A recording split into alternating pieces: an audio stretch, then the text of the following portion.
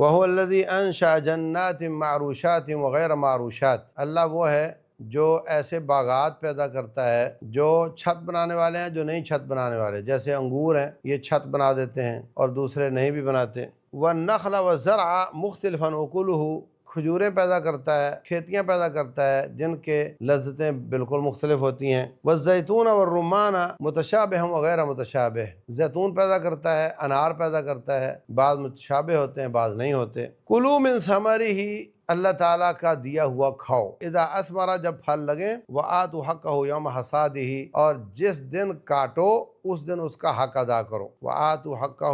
یوم حصادہ، جس دن کاٹو فصل گھر آئے اسی دن اس کا حق ادا کر دو۔ ولا تسرفوا، اور زیادتی نہ کرو، انہ لا يحب المسرفین، اللہ تبارک و تعالی مسرفین کو، زیادتی کرنے والوں کو پسند نہیں کرتا۔ یہاں اللہ تعالیٰ نے انگور کا، کھجور کا، زیتون کا ذکر کیا ہے، زرع کھیتی کا ذکر کیا ہے، اور فرمایا کہ اس کا حق ادا کرو جس دن کاٹو۔ فقہا اگرچہ اختلاف کرتے ہیں، جو ہری کھیتی ہوتی چارہ وغیرہ ان پہ زکوٰۃ نہیں ہے، پھلوں پر جو خشک نہیں ہوتے ان پر زکوٰۃ نہیں ہے، لیکن جس آیت سے عشر کا استدلال کیا جاتا ہے اس آیت میں اللہ تعالیٰ نے یہ تمام پھل بھی ذکر کیے ہیں، جو خشک نہیں بھی ہوتے ان کا بھی ذکر کیا ہے، کھیتیاں ہیں اس میں سبزیاں بھی آ جاتی ہیں ان کا بھی ذکر کیا ہے، اور کہا کہ جب کاٹو تو اس کا حق ادا کرو۔ تو حق کیا ہے؟ اگر بارانی زمین ہو، بارش کے ساتھ پانی جو نہر کا ہے اس کے ساتھ اس کو سیراب کیا جاتا ہو تو وہ پانی بہت سستا ہوتا ہے، تو پھر تو آپ 10% دو، 10 بوریوں میں سے ایک بوری، 100 میں سے 10 بوریاں۔ اور اگر اس کو ٹیوب ویل کے ساتھ محنت کر کے، تیل لگا کر کے، پیٹرول کے ساتھ اس کو یا ڈیزل کے ساتھ نکالا جاتا ہے پانی کو، تو پھر آپ 5% اس کا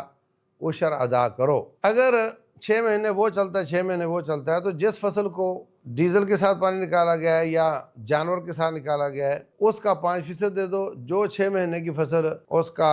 بارانی ہے اس کا 10% دے دو۔ اور اگر کوئی فصل سارے سال کی ہے اور اس پر وہ پانی بھی لگا گیا ہے، وہ پانی بھی لگایا گیا ہے، تو پھر اس کا ایوریج نکال لو، 5 اور 10 کا ایوریج 7.5 بنتا ہے، تو پھر 7.5% آپ دے دو، تو یہ عشر ہے۔ یہ اسی طرح جیسے زکوٰۃ ہے، پائی پیسہ ہو، سونا ہو، چاندی ہو، برائے فروخت چیزیں ہوں تو 2.5%، اور اگر پانی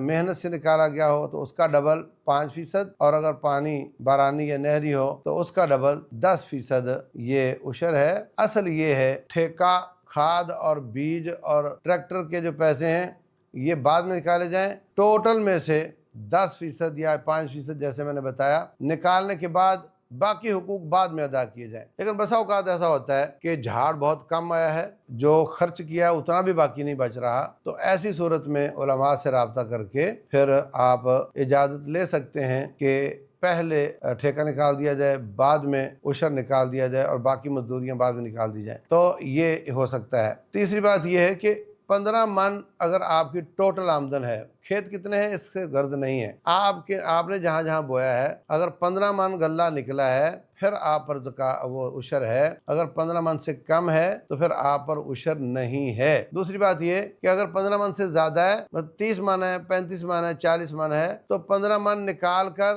باقی جو بچا اس سے عشر نہیں بلکہ ٹوٹل پر عشر ہے۔ 15 من تو ایک